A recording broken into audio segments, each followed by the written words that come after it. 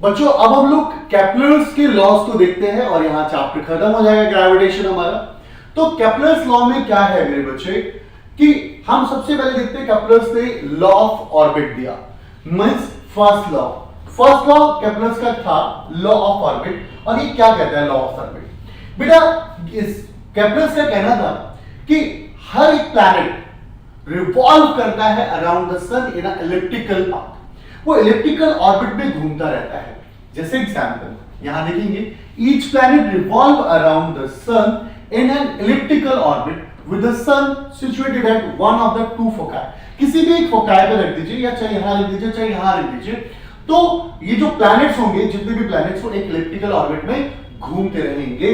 सुनो, इस point P, ये पॉइंट P होता है, P is a perihelion. Perihelion का मतलब होता है जो पॉइंट सन से बहुत नियर होता है उसे हम पेरिहीलियन कहते हैं, और जो सन से जितना ज्यादा दूर होता है उसे हम लोग एपीहीलियन कहते हैं। सन से दूर वाले पॉइंट को एपीहीलियन, सन से पास वाले पॉइंट को हम लोग पेरिहीलियन कहते हैं। देन मेरा बेटू अब यहां ध्यान से सुनो, अब हम लोग केप्लर्स के सेकंड लॉ पे आते हैं, और केप्लर्स का सेकंड लॉ क्या कहता है? Law of area. Law of area क्या कहता है कि फर्स्ट ने क्या कहा लॉ ऑफ ऑर्बिट में, कि एक लॉ ऑफ ऑर्बिट ने क्या कहा कि जितना भी प्लैनेट्स है वो रिवॉल्व करेगा इन एलिप्टिकल पाथ।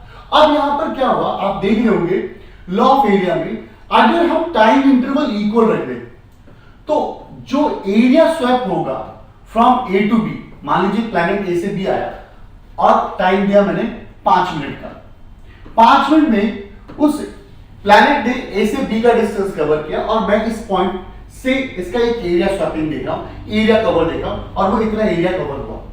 बट वहीं पर मैं अगर C से D देखूं तो 5 मिनट के अंदर वो इतना बड़ा एरिया कवर कर रहा है। अब आप कहेंगे सर ये एरिया बड़ा ये एरिया छोटा है। आंसर है नहीं, बिकॉज दोनों के दोनों एरिया इक्वल होंगे। क्यों? क्योंकि मैंने टाइम इंटरवल इक्वल लिया है और प्लैनेट्स की स्पीड सेम होती है, तो क्या होगा डिस्टेंस भी सेम होगा। तो यहां पर एरिया जो होगा वो स्वैप होगा, इक्वल एरिया स्वैप होता है in equal interval of time. तो सर यहां पे छोटा यहां पे बड़ा क्यों दिख रहा है? उसके पीछे रीजन बताता हूं। मेरे बच्चे क्या हुआ, सपोज कीजिए आपके सामने से एक बंदा 100 की स्पीड में बाइक लेके चला गया, आपके सामने से, ज्यादा दूर नहीं था, आपने कहा यार बड़ी तेज बाइक चला रहा है, और वहीं पर एक एरोप्लेन 300-400 की स्पीड में दौड़ रहा है।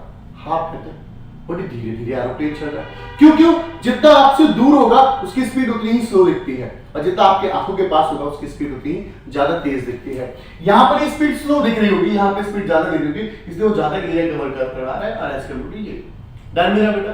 पर होता एरिया क्या है? सेम एरिया कवर होता है, क्योंकि टाइम इंटरवल सेम है और स्पीड सेम है। अब यहां देखो, एंड द थर्ड, जब मैं आप लोगों को ऑर्बिटल वेलोसिटी पढ़ा रहा था उसके अंदर टाइम पीरियड निकाला था, तो वहीं पे मैंने आपको बताया था केप्लर्स लॉ के बारे में। केप्लर्स लॉ में क्या होगा देखिएगा, केप्लर्स लॉ कहता है third law, this is the law of period.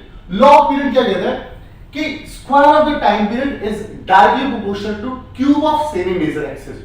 Means what मेरा बच्चा, कि जो भी revolution of the time period होगा वो सेमी मेजर एक्सिस के रेडियस के, सेमी मेजर एक्सिस ये होता है, ठीक है, सेमी माइनर एक्सिस ये होता है, तो सेमी मेजर एक्सिस के क्यूब के बराबर होगा। यानी जब हम प्रोपोर्शनल बनाएंगे तो k r की क्यूब आया। ये एक्सप्रेशन कहां से आया था? और ये एक्सप्रेशन ऑलरेडी मैं आपको पहले बता चुका हूं,